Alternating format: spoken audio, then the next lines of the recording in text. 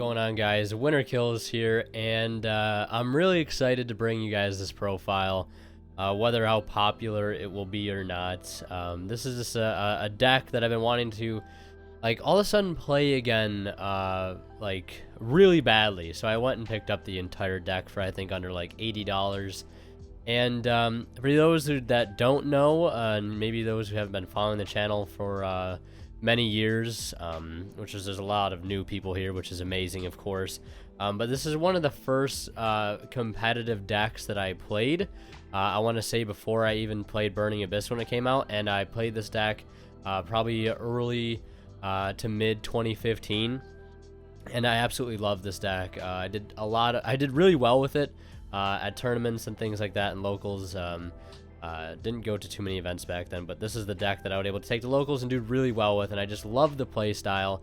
And I think the deck still to this day is somewhat decent as a control deck.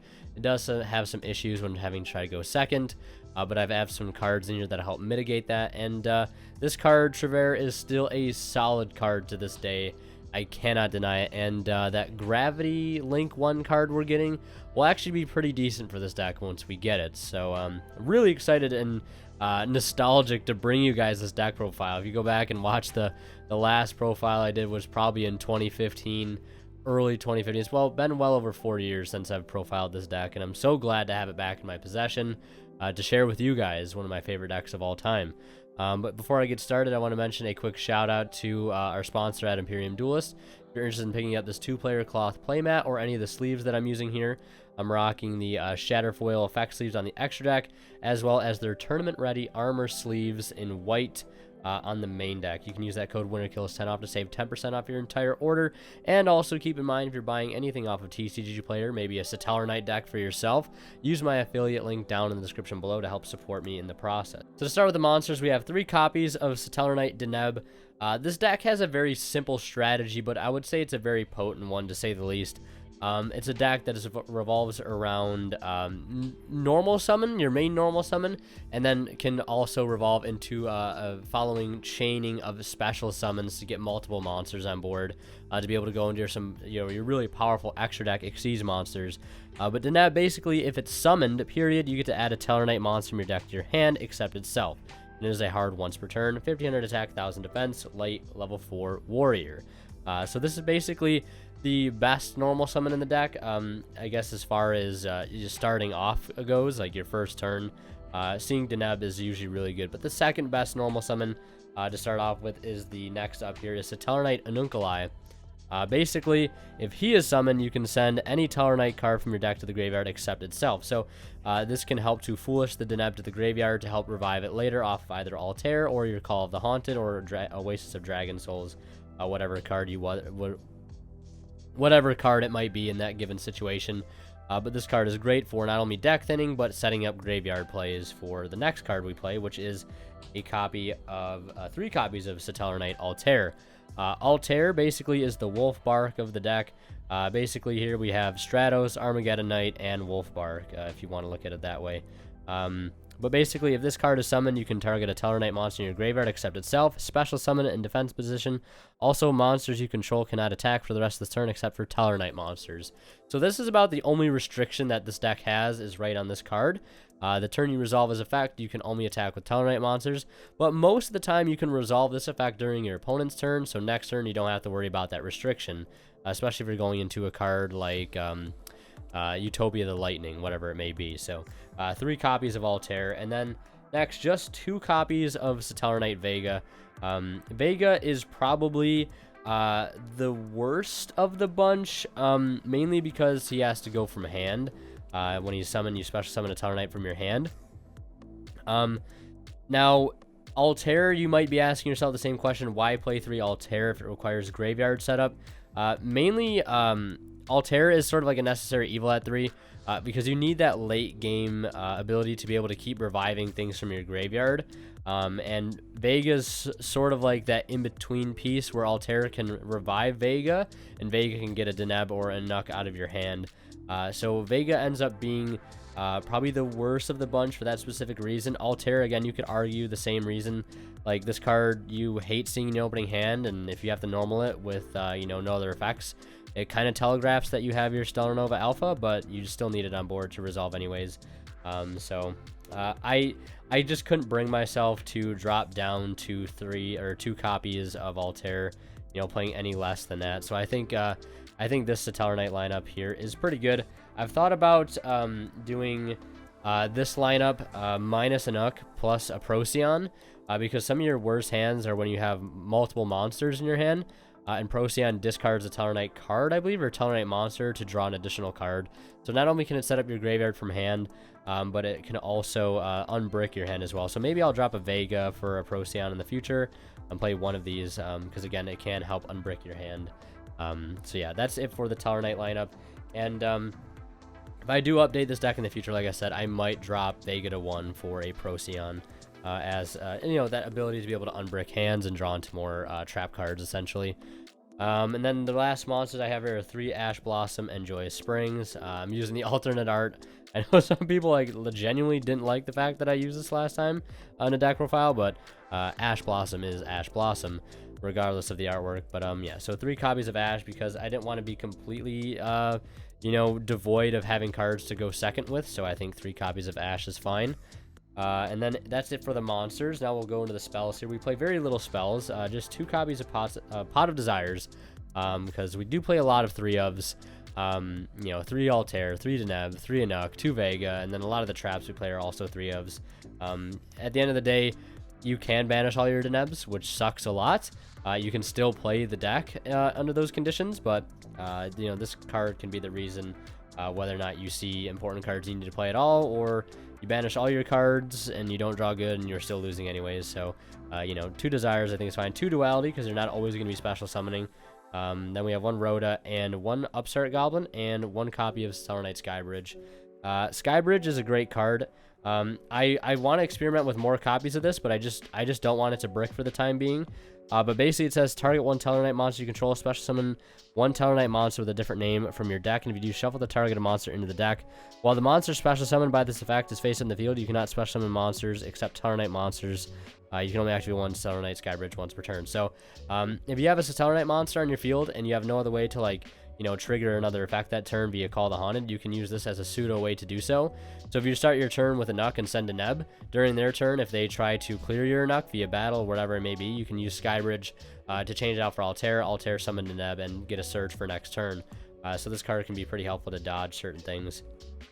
I think 1 is fine for now, although I might bump it up in the future. There's also Satellarknight Genesis, which is a quick play that destroys spells and traps up to the number of Satellarknight monsters you control, which is a card I might try in the side deck for going second. But right now I think just playing other back row options, maybe like Cosmic Cyclone, would just be better for this deck, or maybe maining, or not maining, but siding a Heavy Storm Duster as well. So those are just some other ideas. So now we'll go into the traps. This is a control deck, and we definitely need to play a lot of traps in here to classify as such, because you want to be able to back up your slow normal summons with trap cards. Alright, so to start with the trap lineup, we have 3 copies of Stellar Nova Alpha. This card is amazing. It's a counter trap that says when a spell or trap card or monster effect is activated, send 1 face of Satellarknight monster control to the graveyard, negate the activation. If you destroy that card, then draw 1 card. So not only do you negate the card, but you get to draw an additional card to make up for the one that you just had to tribute. So this card is very, very nice. It does require you to have a Satellarknight monster on field, which can, again, like if you just start your turn by normaling a Vega for no effect or an Altair for no effect, it can telegraph this card. Then again, even if they do bait this out, you're still getting an additional card back off of anyways, so it's not too terrible to do so. Then we have 3 copies of Solemn Strike. More counter traps, the better. This card I like over Judgment because if you do have to go second, this card can help break already established fields. I think Strike is just a little bit more versatile than Judgment. So yeah, 3 Strike is good, in my opinion, because this can't, Judgment can't stop monster effects, but Strike can, so, yeah, so 3 Strike. Then we have 3 copies of Call the Haunted. I actually picked up the Lost Art, Call the Haunted for this deck because I had to. But yeah, 3 Call the Haunted. You guys are going to see a repeating theme with this deck, and that is the fact that we play a lot of continuous traps, mainly because our best boss monster in the extra deck bounces everything on the field back to the hand. It allows you to recycle all of your continuous cards. So 3 Call the Haunted is one of them. Venus Chain, a bit of a throwback for some. Venus Chain is a fantastic card that we can keep recycling with Triver. Basically, this card says activate by targeting one effect monster in the field, negate their effects. Also, while it's on the field, it cannot attack. And when it's destroyed, destroy this card. So basically negates and prevents a monster from attacking. So this can serve multiple roles, being able to negate things and also protect you from, dying in the battle phase. I've also thought about playing battle traps, which I still might do in the future. Play like Storming Mirror Force, or maybe regular Mirror Force, because no one ever expects those cards. Then we have 3 copies of Infinite Impermanence, again, bolstering up that hand trap count. So again, if we do have to go second, this is a trap we can draw into an already established field and have still be able to get value out of it. So that's why I really like Impermanence in here. Then I have 2 copies of Crackdown. Crackdown I found to be one of the weaker of the traps to main here, while it is continuous. I didn't want to play Oasis in here. And if I do play Oasis, I might add it in as a one-of. I thought about playing Warning in here, but I wanted more continuous cards and things that could, help, create more interruption. Because sometimes you can brick if you open up too many revival traps. So I think Crackdown is pretty good. And you can bounce this card back to your hand with Triver as well. Then we have 1 Compulse, not but 1, but 2 copies of Compulse. This card I think is really good against for decks that have cards like Thunder Dragon. If you can't get into Triver right away, this is sort of another option, just to bounce things back. Non-destruction removal, which I think is pretty good. So that's it for the main deck, 40 cards. Now we'll go into the extra deck, which is probably the most important part of the whole strategy overall. To start, we have 2 copies of Satellarknight Triver. Basically, this card requires 3 level 4 Tellarknight monsters. And it says, during the turn you Ixie summon this card, you cannot special summon monsters except Tellarknight monsters. If this card is Ixie summoned, return all other face-up cards in the field to the hand. Once per turn, you can attach 1 Ixie material from this card. Send 1 random card from your opponent's hand to the graveyard. If this card with Ixie's material is sent to the graveyard, you can target 1 Tellarknight monster in your graveyard and special summon it.